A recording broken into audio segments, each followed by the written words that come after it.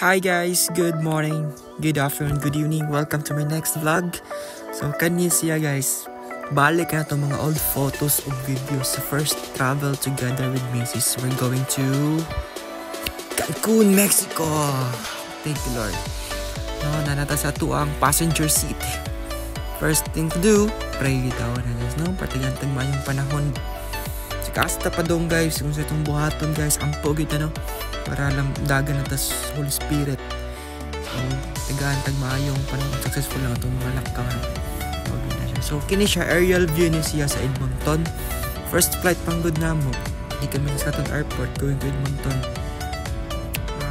4 hours pa siguro gaya na mo. Okay, so, kita niyo ang sunset guys. Nindot kayo guys. Beautiful that kayo na mo. Appreciate you guys sa wonders of creation sa Ginoo ba. So, tanda siya guys. Padong na miyan mo tugpan sa runway sa Edmonton. So by the way guys, tip lang na ako ninyo na kung usa mo sa para na ako nga talawan mo sa aeroplano, labi na first time ninyo, pagbutang mo og anchor thought. So kana anchor thought guys, para matagaan mo og nindot nga meaning, i-research lang ninyo sa Google or kanang ginatawag na to og ChatGPT, tagaan pong nindot nga meaning ana. So tanawa guys, unsa na kanindot sa ilahang runway na ni. Yung mga baka dira guys. Yung mga kanding nagdagan ng mga ero no. Hawan kayo. So nindot kayo ang lugar yan no. Wala siya. So abot namin sa Edmonton Airport. Amo ding gisakyan na ning eroplano guys. WestJet o sa mga pinakasikat na airline sa Canada. So namin na sa bridge.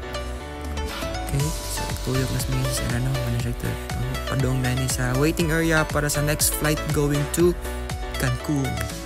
So kani guys, wala ko naka-video daghan storya no. So picture lang tagamay, maayo kayong panahon guys, anawa guys. So abot na taan na ganing kalit no. Abot na taan na guys. Mo na ni ang Cancun, Mexico na airport. So picture tagamay na cute para ibigin ba. Man day kabuga guys, picture lagi ta, napakit-cute ba, anak naman na simple ba. So smile gamay Mexico. So bienvenido MX.